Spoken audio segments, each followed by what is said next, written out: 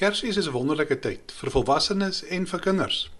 Ons weet Christus is nie op 25 Desember gebore nie, maar dit is tog 'n hoogtepunt in die jaar en deel van die opwinding is die gee en die ontvang van geskenke, want natuurlik voordat jy kan gee, moet jy ook nadink oor wat jy gaan gee. Ons weet dat die eerste besoekers wat die Christuskind kom sien het, duur geskenke van goud, wierook en mirre gebring het, maar nog belangriker, hulle het voor die kindjie gekniel en aan hom eer en aanbidding gegee. Soms fokus ons meer op die geskenke, die gee van die geskenke, dat ons eintlik die rede mis waarom alles in hierdie tyd van die jaar gaan stilstaan, dat ons te maak het met God se geskenk aan ons. Die geskenke wat ons gee is 'n weerspieëling van die liefdesgeskenk wat God ons gegee het by daardie eerste Kersfees, sy eie seun. Die pa van Tom en John Peterson is oorlede. Hy het die plaas aan die twee seuns bemaak met die idee dat om saam te werk sy seuns naby aan mekaar sou hou, maar dit is nie wat gebeur het nie. John het getrou uit naby die plaas in die dorp gaan woon saam met sy gesin. Tom wat enkel lopend gebly het, het alleen in die ou plaashuis gebly. Tom het gedink, John is altyd besig met sy gesin.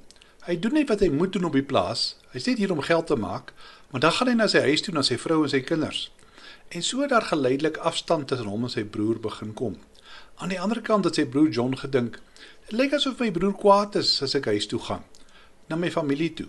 Hy het regtig 'n knorrige ou mens geword, en geleidelik het daar 'n muur van bitterheid tussen hulle twee begin groei, waar hulle skaars met mekaar sou praat. 1 jaar, met Kersdag, het alles egter verander. Na die Kersdiens op pad huis toe, het hy vir sy vrou gesê, Tom is alleen in die plaashuis, hy het niemand om Kersfees mee te deel nie. Ek weet, hy sal nie na ons toe kom nie. Miskien kan ons van die Kersete vir hom vat. Dit was nie 'n ver en sy stap nie, hy het gehelp vir sy vrou, hulle het dit reggemaak, en hulle na sy plaashuis toe gegaan. Tom het alleen gesit en dink, die lewe is te kort vir die soort van ding. John is my enigste broer. Seker nie maklik vir hom om vir sy vrou en sy kinders te voorsien nie. Ek het sopas 'n hele aantal vars produkte bymekaar gemaak. Kom ek vat daarvan vir hulle daar in die dorp. Hy het dit in 'n mandjie gesit, hy het begin stap. By die spruit tussen die plaas en die dorp het hulle op mekaar afgekom. Hulle was vir 'n oomblik stil. Toe hulle groet was daar trane in hulle oë en hulle woorde was, geseënde Kersfees. Ek is bly om jou te sien.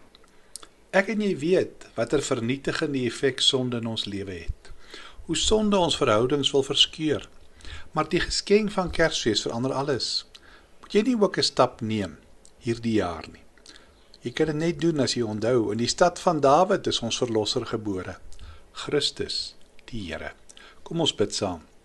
Hemelse Vader, dankie vir Kersfees, dankie dat ons voorbereid is. Ons wil bid dat die Heilige Gees ons ook sal help om daardie noodsaaklike stappe te neem. In Jesus naam, amen.